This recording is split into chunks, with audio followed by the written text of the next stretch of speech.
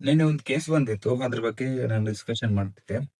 ನಾನು ಹೇಳಿದ್ನಲ್ಲ, ಒಂದು ತಮ್ಮ ಮತ್ತೆ ಅಕ್ಕನ ಒಂದು ರಿಲೇಶನ್ಶಿಪ್ ಹೇಗಿರುತ್ತೆ ಅಂತ. ತಮ್ಮ ಅಕ್ಕನ್ಗೆ ಬ್ಲಾಕ್ ಮೇಲ್ ಮಾಡಿರೋದು. ಅಂದ್ರೆ ಆ ಹುಡುಗು ಆ ತಮ್ಮ ಅಕ್ಕನ್ನ ಬ್ಲಾಕ್ ಮೇಲ್ ಮಾಡಿರೋದು. ಯಾವ ರೀತಿ ಬ್ಲಾಕ್ ಮೇಲ್ ಮಾಡಿರೋದು ಅಂದ್ರೆ, ಅಕ್ಕ ಇರೋಳು ಬೇರೆ ಹುಡುಗನ ಲವ್ ಮಾಡ್ತಿರ್ತಾಳೆ. ಸೊ ಅವಳು ಅವ್ನ್ ಕೇಳದಕ್ ಕಾಸು ಕೊಟ್ಟಿಲ್ಲ ಅಂತಂದಾಗ, ಅವ್ನ್ ಕೇಳಿದಾಗ ಎಣ್ಣೆ ಕಾಸು ಕೊಟ್ಟಿಲ್ಲ, ಸಿಗರೇಟ್ ಕಾಸು ಕೊಟ್ಟಿಲ್ಲ ಅಂತಂದಾಗ ಅಪ್ಪನ್ಗೆ ಹೇಳ್ತೀನಿ, ಅಮ್ಮನ್ಗೆ ಹೇಳ್ತೀನಿ ಅನ್ನೋದು. ಇವಳಿಗೆ ಏನಾದ್ರು ಹೊಟ್ಟೆ ನೋವು ಇದ್ದಾಗ ಮಸಾಜ್ ಮಾಡ್ಬೇಕಾ, ಬಂದ್ ನನ್ ಪಕ್ಕ ಮಲ್ಕೋ, ಈ ರೀತಿಯಾಗಿ ಮಾತಾಡಿರೋದು ಎಷ್ಟು ಮಟ್ಟಕ್ಕೆ ಸರಿ.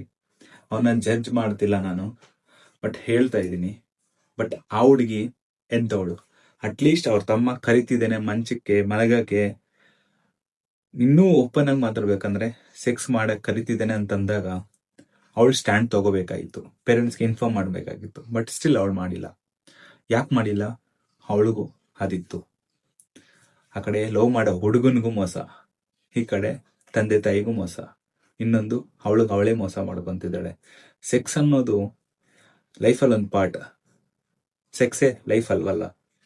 ಸೊ ಇವಳಿಗೆ ಅದು ಅರಿವಾಗಿಲ್ಲ. ಬಟ್ ಸ್ಟಿಲ್ ಒಂದ್ ದಿವಸ ಅವಳು ಒಂದಲ್ಲ ಒಂದ್ ದಿವಸ ಸಫರ್ ಆಗ್ತಾಳೆ.